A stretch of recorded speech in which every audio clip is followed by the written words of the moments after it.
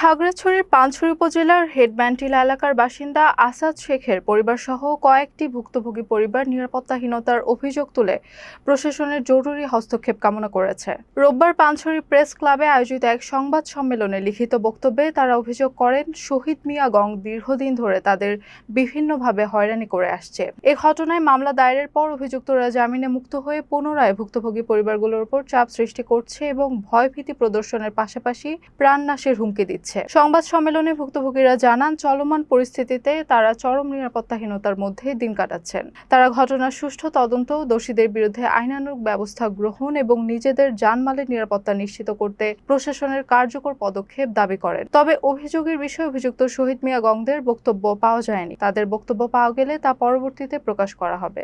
বলে বিষয়টি গ্রামে নিয়ে যায়, তখন এলাকার ব্যক্তিবর্গ মিলে বিচার করা শহীদ গং এর দোষী সাব্যস্ত হয় এবং এলাকার গণ্যমান্য ব্যক্তিবর্গের সামনে উপস্থিত সকলের সামনে ভবিষ্যতে আর কখনো এমন করব না। এলাকার মুরব্বী সাংবাদিক ভাইদেরকে বিশেষভাবে বলতেছি যে আমি এর সুবিচার চাই। আমাকে পানি টানি ডাইলা হুশ করছে, আমার মেয়ের গায়েও হাত দিছে। তখন আমরা থানায় জানাইছি, থানা থেকে একটা সামাজিকভাবে একটা সমাধান দিছে। দেওয়ার পরে 1 মাসও যায় নাই। তার পরবর্তীতে আবারও 18 তারিখে ওনারা আমাদের উপরে আবার হামলা করছে। শহীদ গং আমাদেরকে 4বার মারধর করেছে। সে জামিনে এসে আমাদেরকে হুমকি দিচ্ছে। আমাদের জীবনের 1 সেকেন্ডের নিরাপত্তা নেই।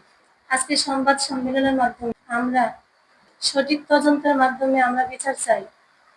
শহীদ গণেরা আমাকে হাতের ভিতরে কামড় দিছে, আমি এখনো ব্যথায় কাঁদাচ্ছি, এর আমি সুষ্ঠু বিচার চাই। আমি পানছড়ি বাজার উচ্চ বিদ্যালয়ে পড়ি।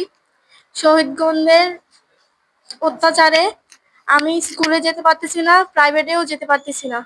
ওনারা আমাদেরকে হুমকি চুমকি দিতেছে, এর আমি সুস্থ বিচার চাই।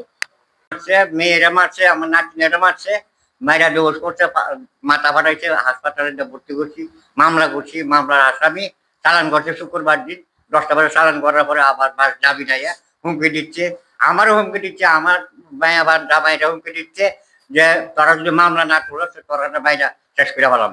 এরপরে আমার নাতি স্কুলে যেতে পারে না, স্কুলে গেলে রাস্তাঘাটে বাইরে নাকি বেজ্জতি করবো।